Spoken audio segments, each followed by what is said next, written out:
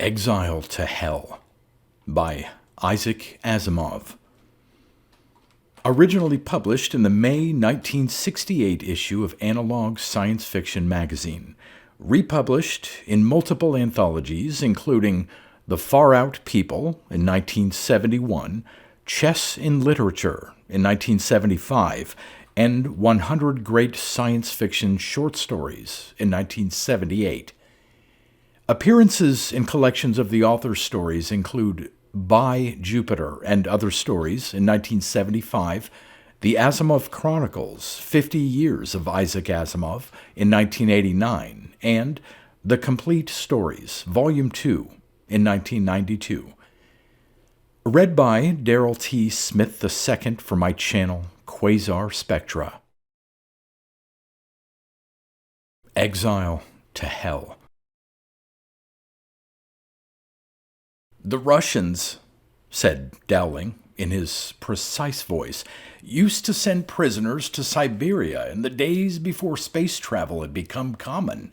The French used Devil's Island for the purpose. The British sailed them off to Australia. He considered the chessboard carefully, and his hand hesitated briefly over the bishop. Parkinson, at the other side of the chessboard, watched the pattern of the pieces absently. Chess was, of course, a tendency for the programmer to take over some of the imagined characteristics of the computer, the unemotionality, the imperviousness to anything but logic. Dowling reflected that in his precise hair part and in the restrained elegance of his clothing. Parkinson, who preferred to program the defense in the law cases in which he was involved, also preferred to be deliberately careless in the minor aspects of his costume. He said, "You mean exile is a well-established punishment and therefore not particularly cruel?" "No, it is particularly cruel, but also it is well-established, and it has become the perfect deterrent." Dowling moved the bishop and did not look upward. Parkinson, quite involuntarily, did. Of course, he couldn't see anything. They were indoors, in the comfortable modern world tailored to human needs, carefully protected against the raw environment. Out there, the night would be bright with its illumination. When had he last seen it? Not for a long time. It occurred to him to wonder what phase it was in right now. Full? Gleaming? Or was it in its crescent phase? Was it a bright fingernail of light low in the sky? By rights, it should be a lovely sight. Once it had been, but that had been centuries ago, before space travel had become common and cheap, and before the surroundings all about them had grown sophisticated and controlled. Now the lovely light in the sky had become a new and more horrible Devil's Island, hung in space.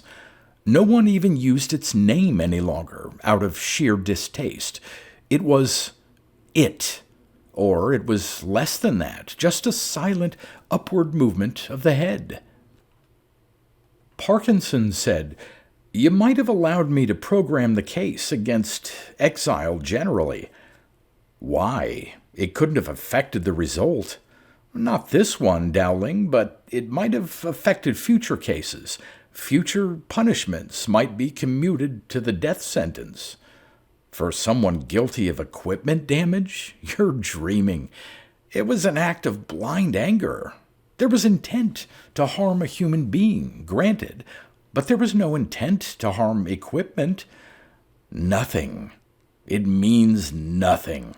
Lack of intent is no excuse in such cases. You know that. It should be an excuse. That's my point." Parkinson advanced a pawn now to cover his knight. Dowling considered. "You're trying to hang on to the queen's attack, Parkinson, and I'm not going to let you. Let's see now."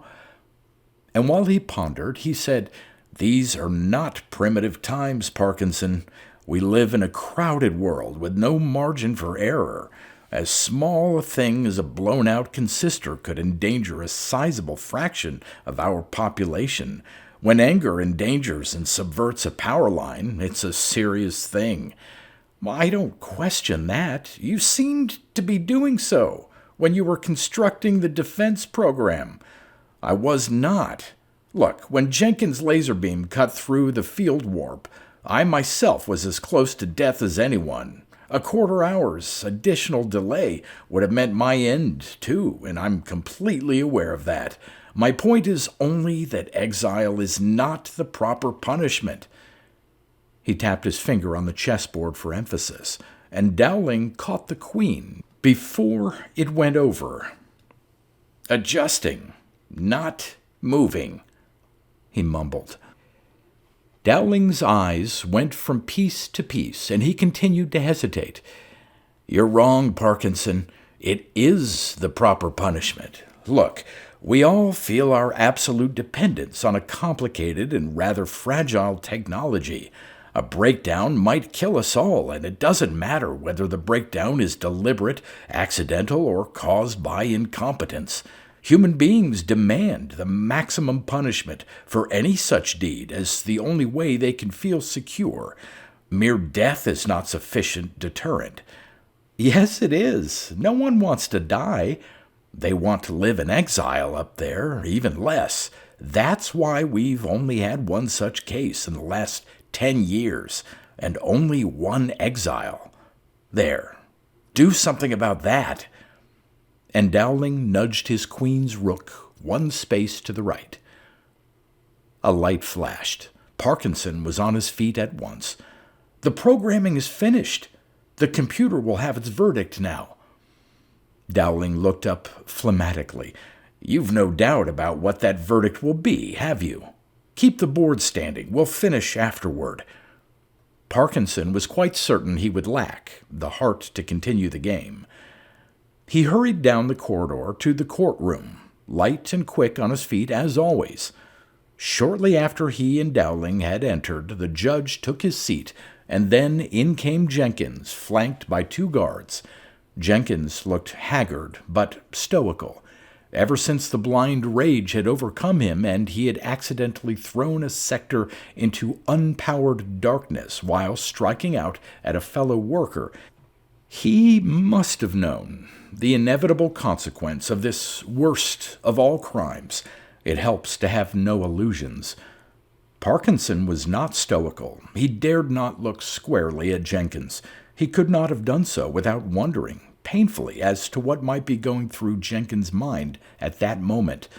Was he absorbing through every sense all the perfections of familiar comfort before being thrust forever into the luminous hell that rode the night sky? Was he savoring the clean and pleasant air in his nostrils, the soft lights, the equable temperature, the pure water on call, the secure surroundings designed to cradle humanity in tame comfort? While up there, the judge pressed a contact, and the computer's decision was converted into the warm, unmannered sound of a standardized human voice. A weighing of all pertinent information in the light of the law of the land and of all relevant precedents leads to the conclusion that Anthony Jenkins is guilty on all counts of the crime of equipment damage and is subject to the maximum penalty. There were only 6 people in the courtroom itself, but the entire population was listening by television. The judge spoke in prescribed phraseology. The defendant will be taken from here to the nearest spaceport and, on the first available transportation, be removed from this world and sent into exile for the term of his natural life. Jenkins seemed to shrink within himself, but he said no word. Parkinson shivered. How many, he wondered, would now feel the enormity of such a punishment for any crime? How long before there would be enough humanity among man to wipe out forever the punishment of exile?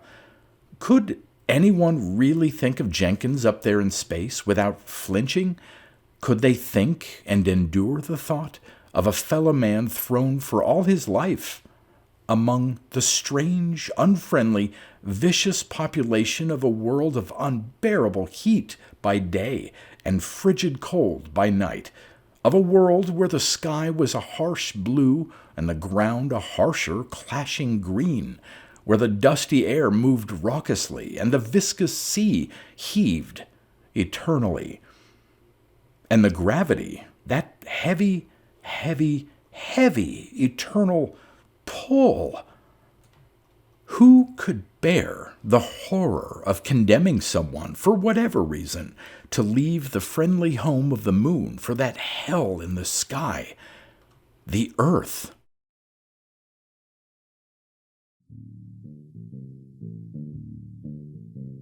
You've been listening to pre-1990s speculative fiction readings with a highlight on science fiction by Darrell T. Smith II. Please consider clicking the donation link in the description box. Thank you so much for your time and your imagination.